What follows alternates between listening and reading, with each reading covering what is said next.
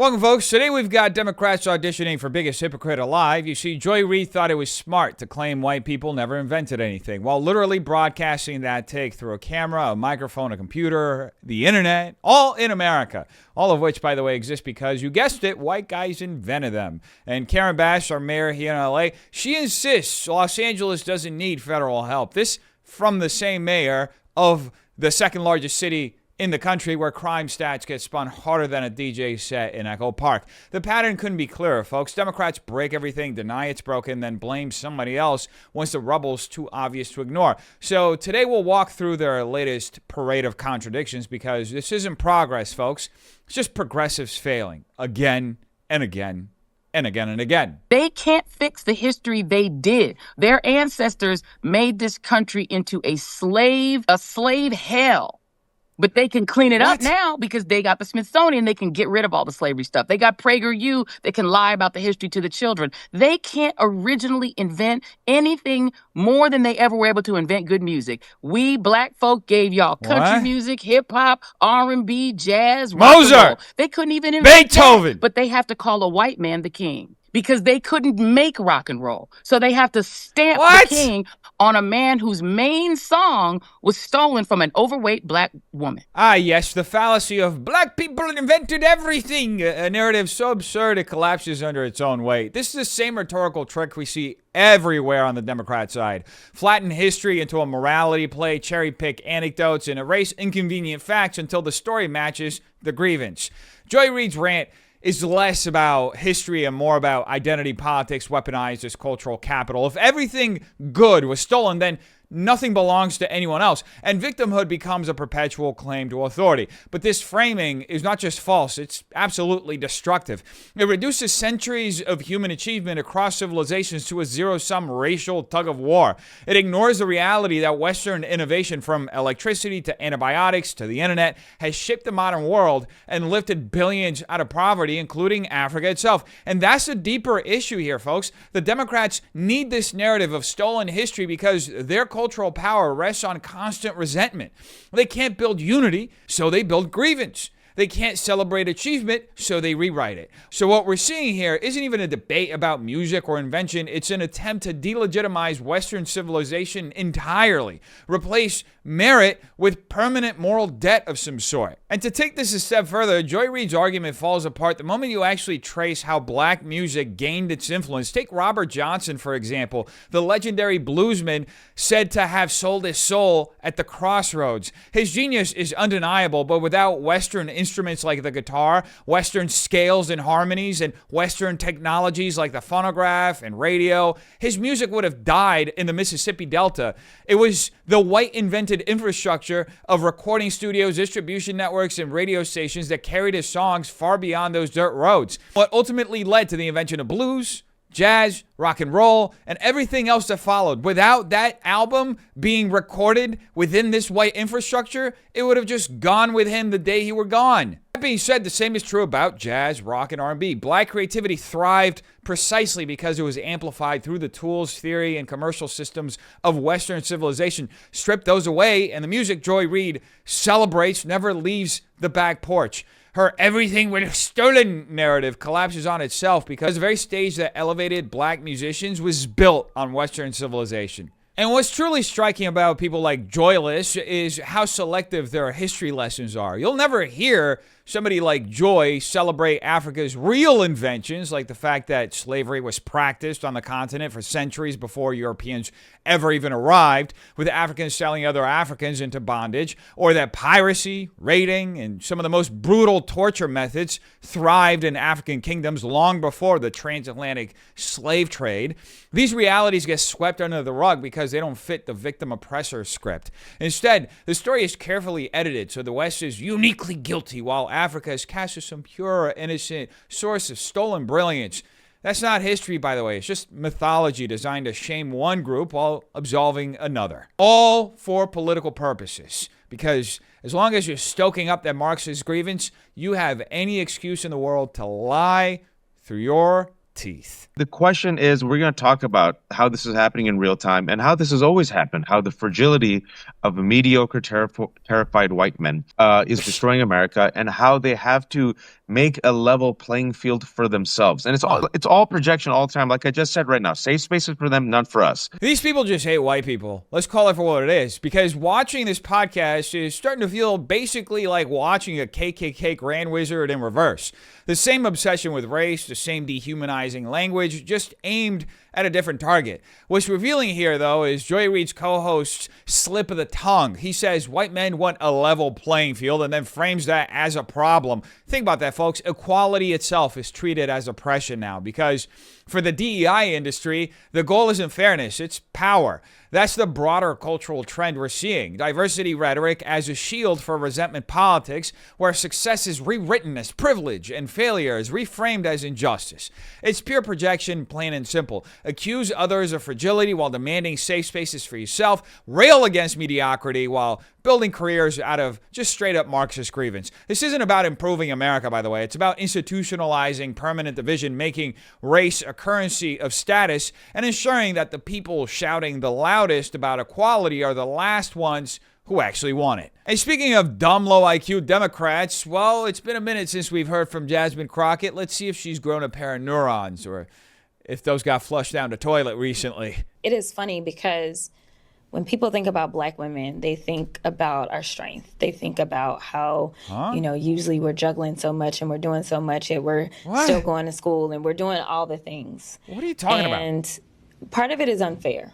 Huh? Because at the end of the day, we are still but humans. That's the type of word salad that would make Kamala Harris proud. Now, what Representative Crockett is really doing here, folks, is textbook Democrat pandering to Black women. Notice the formula: elevate their struggle as if it's singular, cast hardship as their defining trait, and then recycle that narrative as proof of strength. On the surface, it feels flattering. You're the strongest, the most resilient. But underneath, it's a trap, because if Black women are told they are uniquely burdened, then failure isn't traced back to bad schools, broken cities, or destructive policies. It's simply the cross you were born to carry. In other words, Democrats shift systemic accountability onto the people they claim to champion. This rhetoric ends up isolating Black women as if no one else in America has to juggle work, family, education, and adversity, while simultaneously making them feel indispensable to the Democrat cause. And the result is powerful politically. When a group is convinced that their pain is proof of moral authority, they become both a captive voting bloc and a shield against criticism. That's the deeper dynamic at work here, folks. Identity as both pedestal and prison, ensuring Democrats can exploit the loyalty of Black women while leaving the conditions that create their struggle completely untouched, because they benefit from continuing to extend and perpetuate that problem. Because as long as it exists and as long as they keep stroking that specific demographic's ego, well, they keep them coming back voting. You see how evil they are? And speaking of evil, here we have the devil incarnate, Nancy Pelosi, doing what she does best. Absolutely nothing outside of standing up for her own interests. Any of the actions that are taken have to understand what their purpose is. What? And that they are doing the right thing. Makes sense, Nancy. You look at what's happening in Washington, D.C. What's happening? We all want to secure our border. We all want to have safety in our community. Do you? Because you don't act like what it. the president is doing at the border, or what he's doing in Washington, D.C., in furtherance of that? I don't think so. So you're I don't know pro-pride. what their mission is, but I do know Nancy Pelosi. we want to secure our border, Do but you? we cannot do it while we squander what the purpose is of the men and women in uniform that we're sending there. So I'll look forward to hearing what their purpose is, and we'll see what that is. But Democrats are truly doubling down on their love for crime, and honestly, folks, it's almost admirable that they rather destroy their own party than abide by even a modicum of common sense. Nancy Pelosi standing there, clearly in outer space, saying she doesn't understand the purpose of the National Guard in D.C. is more than just confusion. It's a window into how detached Democrats have become from reality. The National Guard exists to maintain order, deter violence, and step in when local governments fail, exactly the problems Democrats have allowed to spiral in their cities for years. But instead of acknowledging the obvious, Pelosi treats law enforcement as some alien concept because within a Democrat worldview, order itself is suspect. This moment isn't just about one politician rambling, folks. It's about a party so captured by ideology that they see criminals as victims, enforcement as oppression, and security as a threat to their narrative. And in doing so, they prove why Americans no longer trust them to govern. They can't even admit that safety has a purpose. In fact, they're not even on this planet anymore. And since we're on that topic, somebody that Elon should launch into outer space is Hillary Clinton. I am sick and tired of hearing about Hillary. I wish she would just go away. It's been too long, lady. Retire! Anyway, this is what she recently said. So you can't have a one and done election. In other words, somebody does get legitimately elected, as he was. He lost legitimately in 2020. He won in 2024. Oh, now you admit it. It was much more unclear in 2016 for all the reasons why we still litigate that election. But nevertheless, he won in 2024. Jesus Christ. He has no constitutional right, no legal basis to run again.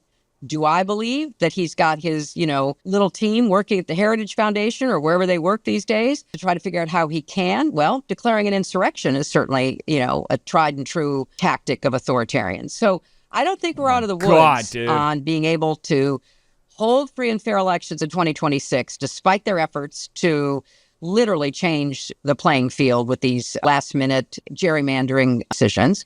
And I sure don't think we're out of danger that Trump will try to seize power even more than he already has in order to justify a run in 2028. Hillary just cannot let it go. Nearly a decade after losing, she's still dragging out the Russia hoax and replaying 2016 like a scratched record, pretending that her loss was somehow illegitimate while lecturing the country about election integrity. The irony is almost unbearable. The same woman who greenlit the Steele dossier helped seed years of bogus investigations that cost millions of dollars and undermined Trump's presidency now claims Trump might stage an insurrection. What this really shows is how deeply Democrats are trapped in their own narrative quicksand, and it's steeped in corruption. They can't move forward because their power depends on keeping old grudges alive. Hillary isn't just a sore loser. She's a symbol of the Democrats' inability to evolve past Trump derangement syndrome. By propping her up as a voice of authority, Democrats reveal that their strategy is less about policy or vision and more about keeping Americans permanently locked in a cycle of fear, outrage, and paranoia. That's not leadership, by the way, folks.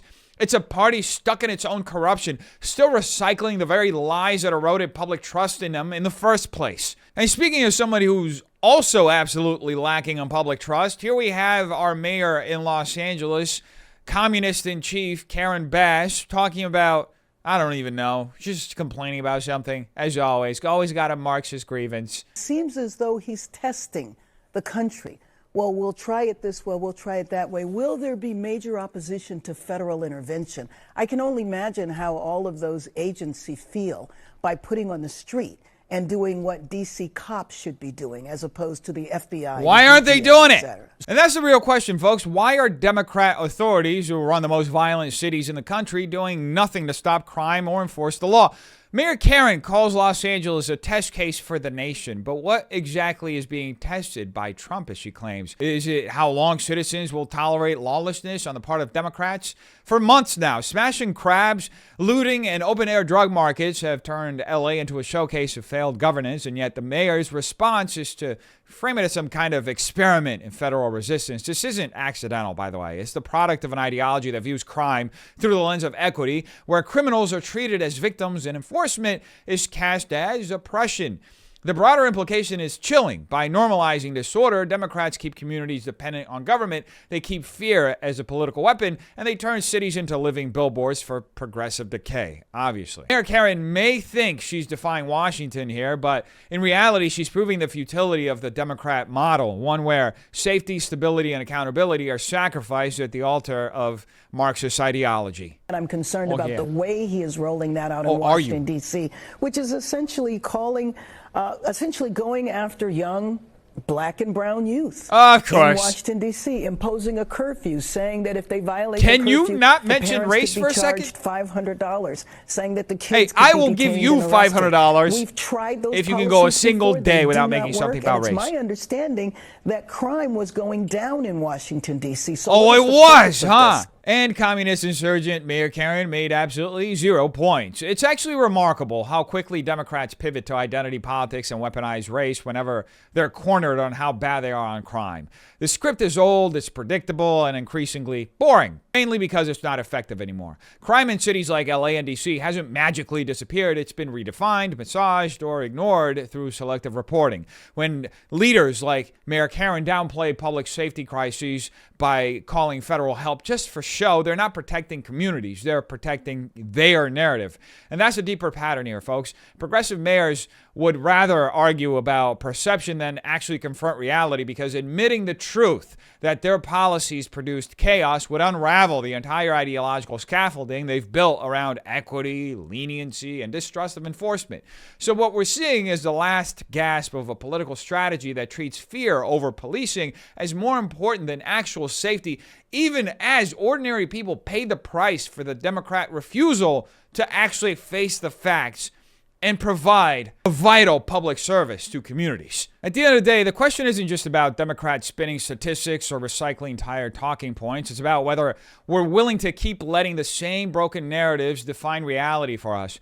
How long can a society survive when truth is treated as negotiable, when crime is rebranded as equity, and when weakness is sold as strength? How long will large swaths of our population continue to accept Democrats who are more invested in preserving their ideology than protecting our communities? Or do we demand something more?